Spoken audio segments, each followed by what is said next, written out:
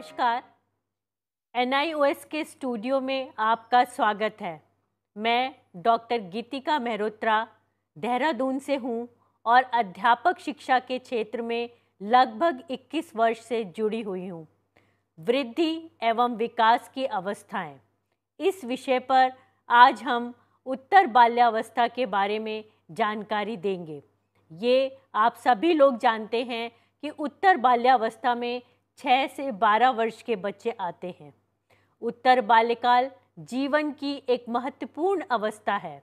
यह एक ऐसी अवस्था है जिसमें विलक्षण बालक अलग तरह से व्यवहार करते हैं और माता पिता और अध्यापक उनके व्यवहार से कभी कभी परेशान भी हो जाते हैं। इस समय बालकों को उचित निर्देशन एवं परामर्श की आवश्यकता होती है। यह बालक के आत्म प्रत्यय को विकसित होने का समय है, जिस पर उसका संपूर्ण भविष्य निर्भर करता है। उसके सपने एवं आकांक्षाओं को उड़ान की सही दिशा मिलती है।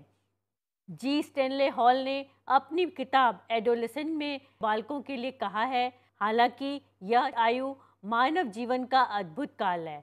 मस्तिष्क लगभग परिपक्व हो चुका होता है, बालक अधिक क्रियाशील होता है, बालक घर से बाहर अपने जीवन को बढ़ा रहा होता है, उसके स्वयं की रुचियों एवं अभिवृत्तियों का स्वतंत्र रूप से विकास हो रहा होता है। ठीक ही कहा है, इस समय बालक अपने वास्तव कि उसका व्यक्तित्व किस तरह से उभर रहा है, इसको जानने की कोशिश में लगा रहता है।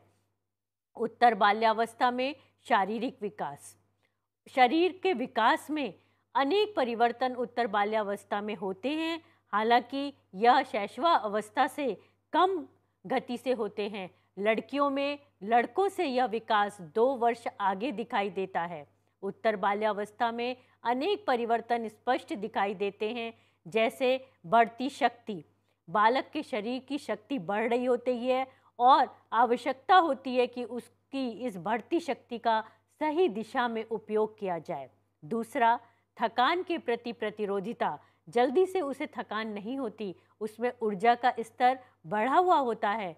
तीसरा, खेलों के प्रति बड़ी रुचि, इस समय खेल बहुत महत्वपूर्ण हो जाते हैं। जब कभी उन्हें मना किया जाता है, वो छुपकर बिना बताए खेलने की कोशिश करते हैं और अपने समूह में खेलना उन्हें बहुत अच्छा लगता है।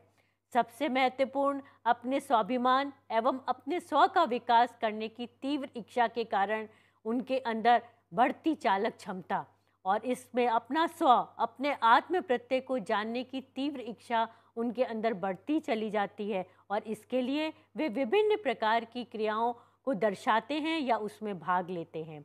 5वां परिवर्तन जो है वह है कौशल दक्षता का। विभिन्न कौशलों की दक्षता उनके अंदर दिखाई देती है और यही सही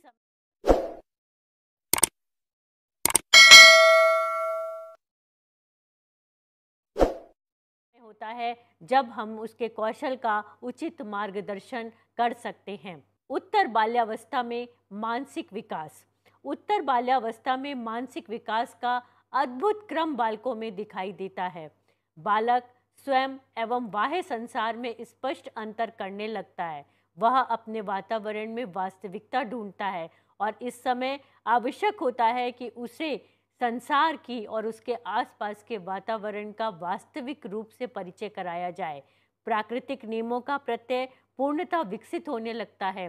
क्या चीज़ सही है, क्या चीज़ गलत है, हमारे आसपास की प्रकृति के क्या नियम हैं, क्या काम हमें करना चाहिए और क्या नहीं करना चाहिए, ये वाला प्रत्यय भी उसके अंदर सिर उठाने लगता है।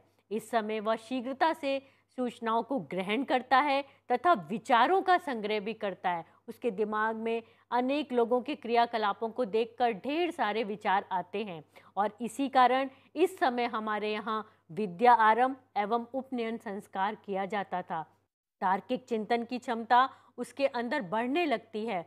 वैज्ञानिक कहानियों एवं यांत्रिक क्रियाओं में रुचि बढ़ती है। तरह तरह के, जिसको आप कहते हैं कि कल्पना वाली कहानियाँ, जिसमें तरह तरह के काम और एक जो कहते हैं कि सुपर ह्यूमन बीइंग या जो कहते हैं उच्च स्तर का मानव बनने की इच्छा उसके अंदर बहुत बढ़ जाती है और विभिन्न तरह के यांत्रिक क्रियाओं को करने में उसकी रुचि बढ़ जाती है। साहस बढ़ जाता है, साहसी हो जाता है तरह तरह के साहसपूर्ण काम करने की इच्छा उसके अंदर होती है और किसी भी काम करने से वो घबराता नहीं है। इस समय हम उसके इस साहस का उपयोग उसके व्यक्तित्व के विकास में भली प्रकार कर सकते हैं। कल्पना शक्ति पर आधारित खेलों को वरीयता देने लगता है। अब वो डर, झूठे डर, जानवरों से डर इत्यादि से दूर होकर कल्पना शक्ति पर आधारित खेल जैसे परीलोक, भूतों की कहानी, वायुयान का उड़ना, कार का हवा में उड़ना, इस तरह के खेलों को वरीयता देने लगता है। सामान्यीकरण की क्षमता बढ़ जाती है। बालक अपने द्वारा प्राप्त ज्ञान का उपयोग अन्य परिस्थितियों में करने लगता है, तो उसकी यह क्षमता उसके जो कौशल को और अधिक बढ़ा देती है। उत्तर बाल्यावस्था में संवेगात्मक विकास। संवेग जीवन के लिए अत्यंत आवश्यक है। बिना संवेगों के जीवन नीरस हो जाता है। उत्तर बाल्यावस्था में भी संवेगों में अनेक परिवर्तन आते हैं। विभिन्न सामाजिक परिस्थितियों के अनुसार बालक अपने संवेगों पर नियंत्रण करने सीख लेता है। वो हर समय अपनी खुशी या अपने दुख को नहीं दर्शाता। उसे पता होता है कि कब उसे रोना है, कब उसे हंसना है, कब उसे अपनी खुशी जाहिर करनी है। दूसरा, अमूर्त परिस्थितियाँ, जो परिस्थितियाँ उसे दिखाई नहीं देती हैं, उनमें भी वो अपने संवेगों को प्रकट करता है। तीसरा, संवेगों का प्रवाह दूसरों को देखकर भी होता है, जैसे सबके दुख में दुखी और सबके सुख में सुखी।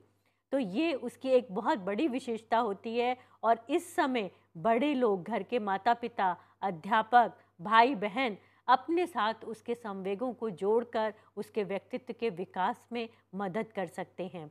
बचपन के डर जैसे जानवरों से डरना, ऊंची जगहों का डर, तेज आवाज़ से डरना आदि विलुप्त हो जाते हैं और अलौकिक शक्तियाँ, काल्पनिक जानवर, गिरने का डर आदि बढ़ जाता है।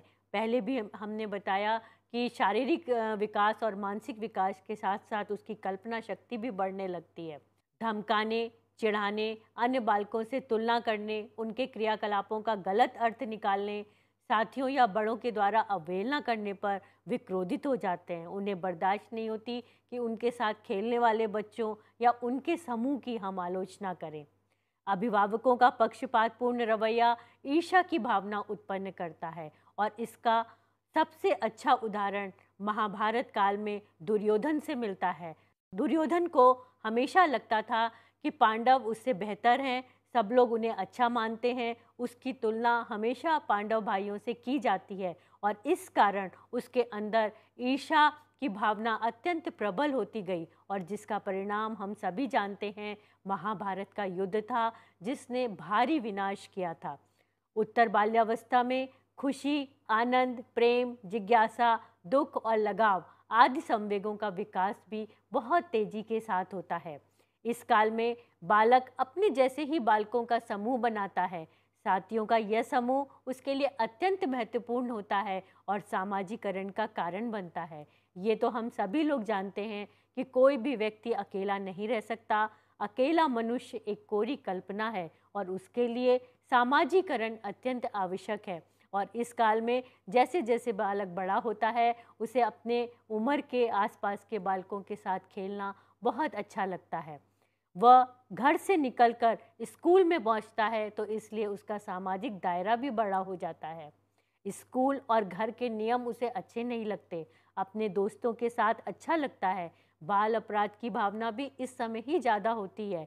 इस समय बच्चों को नई नई बातें जानने की उत्सुकता होती है, जिससे कभी कभी वे अपराध की ओर भी बढ़ जाते हैं। लड़कियों को लड़कियों के साथ खेलना एवं लड़के को लड़कों के साथ खेलना पसंद आता है। उनके खेलों में भी अंतर होता है। सामान्यतः लड़के विद्रोही स्वभाव के होते हैं और लड़कियां अधिक व्यवस्थित होती हैं। सामान्यतः ये हम सभी लोग जानते हैं कि लड़कों में उत्पाद की प्रवृत्ति अधिक होती है, जबकि लड़कियां शांत होती हैं, अपना काम करीने से करती हैं। बालक सामूहिक रूप से खेलना पसंद करते हैं। समूह के प्रति चेतनता विकसित होती है।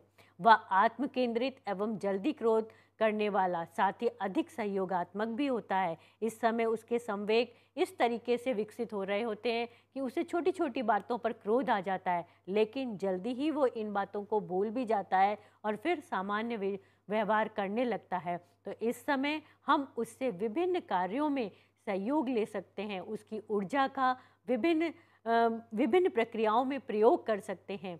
ऐसे समय में आत्म चेतना का विकास होता है, और अगर उत्तर बाल्यकाल में हम बालक की आत्म चेतना को समझना चाहते हैं तो हमें मैस्लो के विकास के सिद्धांत पर ध्यान देना होगा, जिसमें ये कहा गया है कि सबसे पहले शैशवावस्था में बालक अपने आत्म प्रेम में लीन होता है और उसे अपनी मूलभूत आवश्यकताओं के प्रति अधिक सजगता होती है।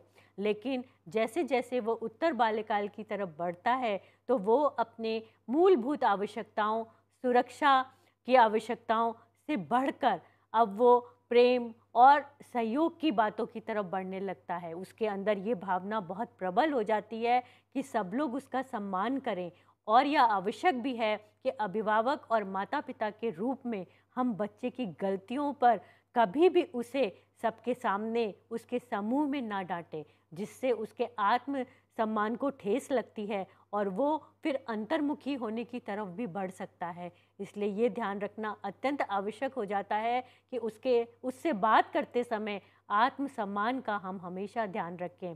इसके अलावा मैं क्या हूँ, मुझे किस तरह का व्यवहार करना है, ये प्रवृत्ति भी उसके अंदर तीव्रता से विकसित होने लगती है। और जो मैस्लो का आत्म सिद्धि का पद है, वो तो उसकी बात तो हम किशोरावस्था के बाद जाकर करेंगे, लेकिन इस समय आत्मसम्मान की भावना उत्तर बाल्यकाल में अधिक प्रबल होती है।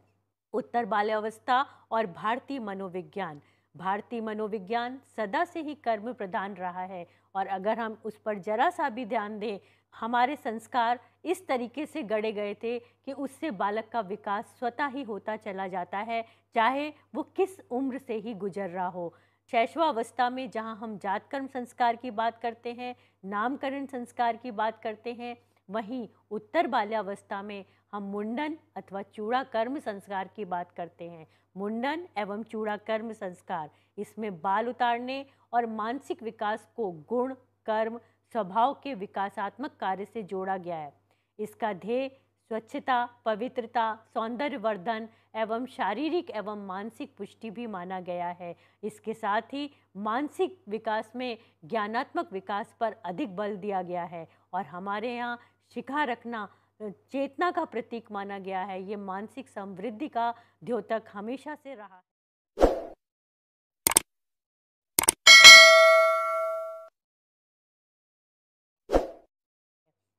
दूसरा संस्कार है विद्या आरंभ संस्कार। इस विकासात्मक कार्य या संस्कार का ध्येय शिक्षा का आरंभ करना था। बालक को गुरु के पास ले जाया जाता था।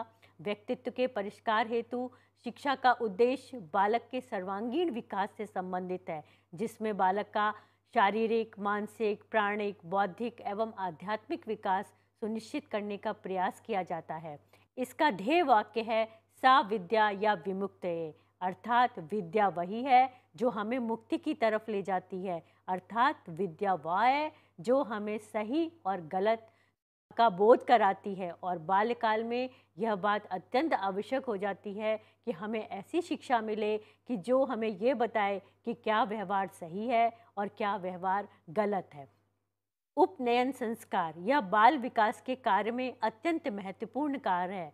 यज्ञोपवीत संस्कार सद्गुणों के विकासात्मक कार्य का प्रारंभ था, जो बालकों को विद्या अर्जन हेतु तपोमय जीवन की साधना एवं अभ्यास का मार्ग प्रशस्त करता था।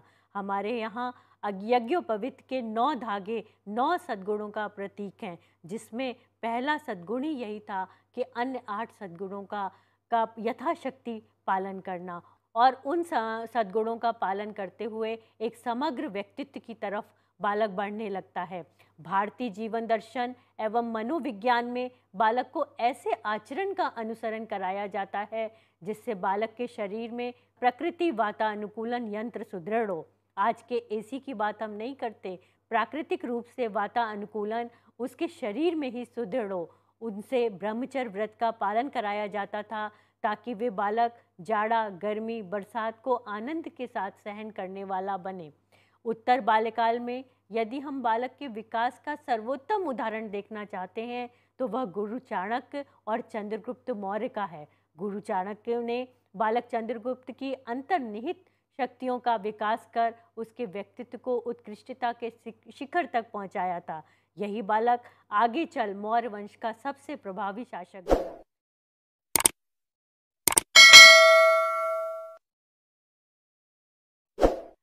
गुरु चाणक्य ने चंद्रगुप्त मौर्य में बचपन में ही यह देख लिया था कि उसके अंदर एक शासक बनने की शक्तियाँ निहित हैं और उन्हीं शक्तियों को पहचानकर वे उसके व्यक्तित्व का विकास करते हुए चले गए थे। इसी तरह अगर हम दूसरा उदाहरण लें तो हम गुरु द्रोण का ले सकते हैं, जिन्होंने बालकों की या अपने शिष्यों की शक्तियों को पहचान कर उन्हें उसी के हिसाब से शिक्षा दी थी और उनके व्यक्तित्व का निर्माण किया था। उदाहरण के तौर पर युधिष्ठिर को धर्म की शिक्षा दी थी, भाले की शिक्षा दी थी, भीम और दुर्योधन को गदा की शिक्षा दी थी, अर्जुन को सर्वश्रेष्ठ धनुधर बनाया था, नकुल और सहदेव को नक्षत्रों की, गौपालन की और अश्वों की के रख रखाव की शिक्षा गुरु द्रोण ने दी थी।